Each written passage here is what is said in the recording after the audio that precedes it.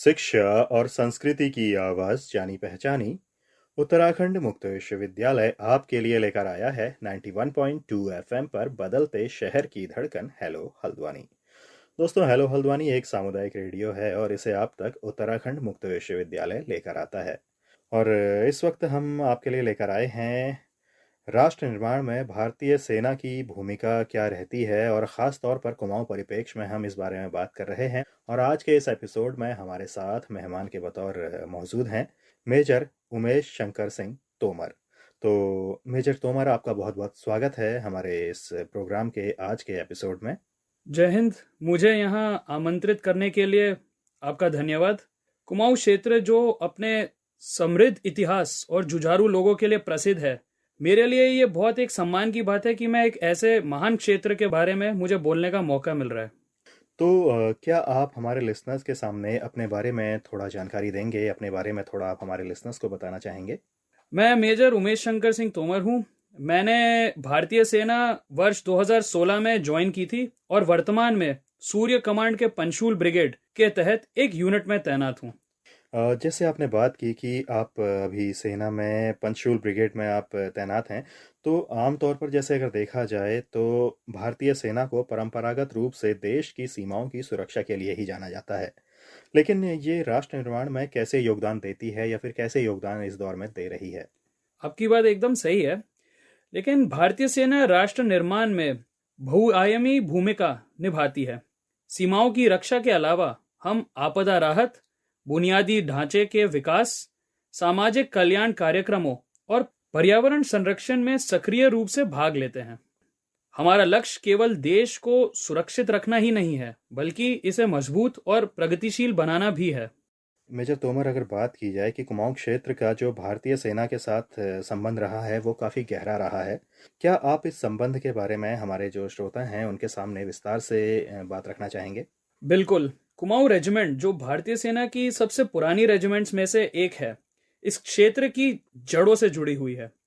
कुमाऊं के कई बहादुर सैनिक सेना में अपनी निस्वार्थ सेवा देते रहते हैं और ये रेजिमेंट न केवल देश की रक्षा करती है, बल्कि इस क्षेत्र के विकास और कल्याण में भी महत्वपूर्ण योगदान देती है। आपने काफ़ी दिलचस्प बात हमारे लिसनर्स के सामने रखी कि जो कुमाऊं का जो इलाका है, और ख़ास तौर पर यहाँ जो कुमाऊं रेजिमेंट है, ये देश की सेवा में लगातार अपना योगदान देती रही है और आगे भी देती रहेगी। तो कुमाऊं के विकास और राष्ट्र निर्माण को बढ़ावा देने के लिए इस बीच में सेना क्या क्या प्रयास कर रही है? कौन कौन से विशेष जो प्रयास हैं वो लगातार सेना कर रही है इस बीच में? सेना ने कुमाऊं में कई पहल की हैं, जिनमें शामिल है आपदा राहत। यह क्षेत्र लैंडस्लाइड और बाढ़ जैसी आपदाओं के प्रति संवेदनशील है। हम बचाव और राहत कार्यों में सक्रिय रहते हैं। उदाहरण के लिए 2013 में उत्तराखंड बाढ़ के दौरान सेना की कई यूनिट्स ने कई लोगों की जान बचाई और बुनियादी ढांचे को दुरुस्त किया।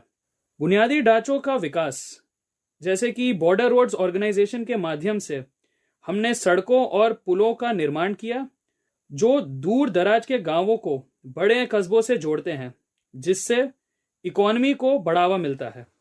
आगे बढ़ते हुए शैक्षणिक समर्थन, सेना ने दूर दराज के क्षेत्रों में शिक्षा को बढ़ावा देने के लिए कई कार्यक्रम चलाए हैं।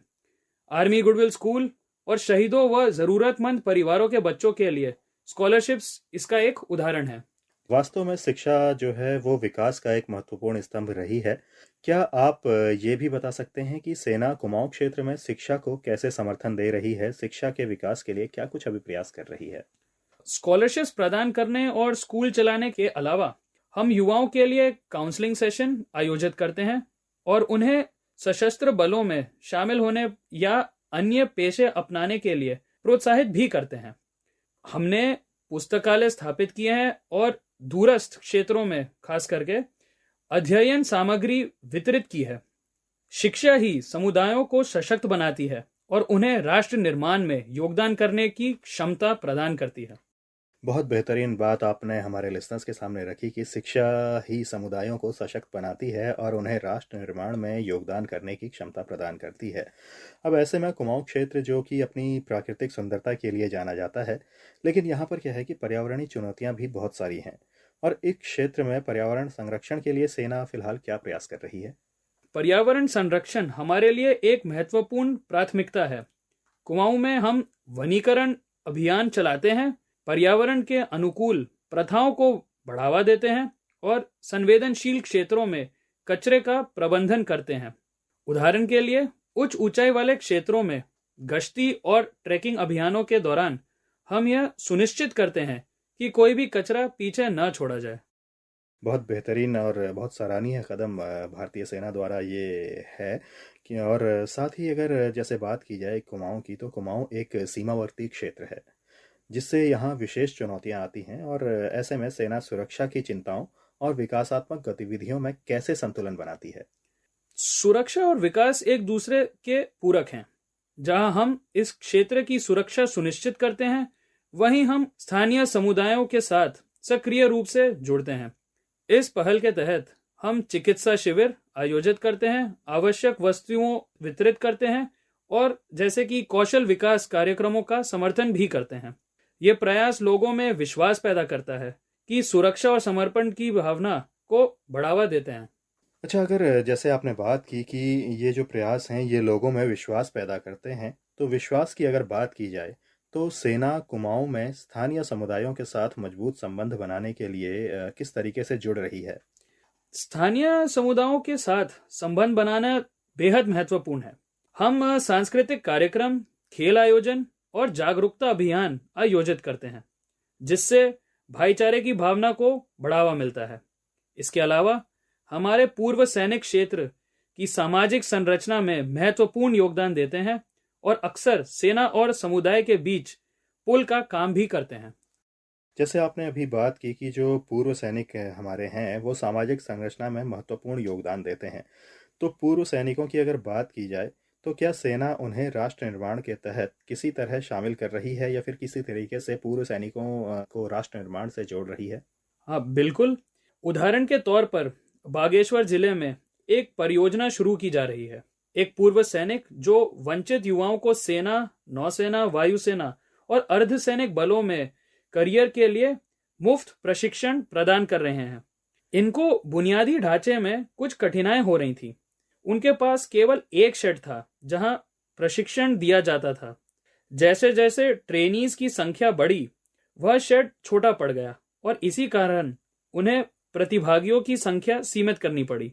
इस शानदार पहल को जारी रखने के लिए एक नए शेड की निर्माण की परियोजना पर काम किया जा रहा है।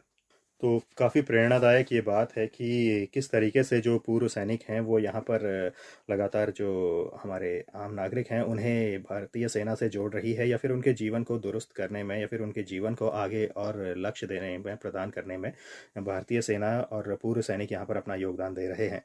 तो कुमाऊं के लोगों के साथ आप एक लंबे समय से लगातार जैसे काम कर रहे हैं, तो आपके उनके साथ काम करने के जो अपने अनुभव हैं वो कैसे हैं, और इसके अलावा आप हमारे जो श्रोता हैं उनके लिए क्या कुछ और ख़ास संदेश देना चाहेंगे?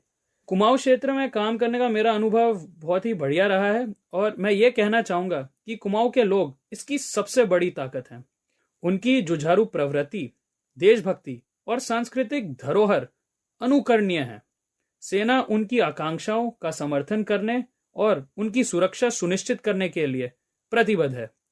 युवाओं से मेरा आग्रह है कि बड़े सपने देखें, मेहनत करें और किसी भी माध्यम से राष्ट्र की सेवा करने का प्रयास करें, चाहे वह सशस्त्र बलों के माध्यम से हो या अन्य रास्तों से। मेजर तोमर, आपने बहुत बेहतरीन संदेश आपने हमारे युवाओं को दिया कि वो लगातार राष्ट्र की सेवा करने का प्रयास करें, चाहे वो सशस्त्र बलों के माध्यम से हो या फिर अन्य रास्तों से भी हो। तो इन जानकारियों को और ऐसे संदेश हमारे युवाओं से साझा करने के लिए आपका बहुत बहुत धन्यवाद। और कुमाऊं क्षेत्र और इसके लोगों को आकार देने में सेना की भूमिका के बारे में जानना जो है वो हमारे दिल को छू लेने वाली बात है। तो इसके लिए आपका बहुत बहुत धन्यवाद। मुझे यहाँ बुलाने के लिए आपका धन्यवाद। इस अद्भुत क्षेत्र की सेवा करना और इसका समर्थन करना हमेशा गर्व की बात है। जय हिंद। जय हिंद। तो दोस्तों, इसी के साथ आज के इस एपिसोड से मैं अनिल भी चाहूँगा इजाज़त। फिर आपसे मुलाकात होगी ऐसी ही प्रेरणादायक चर्चाओं के साथ। तो आप बने रहिए हेलो हल्द्वानी रेडियो पर। तब तक के लिए नमस्कार।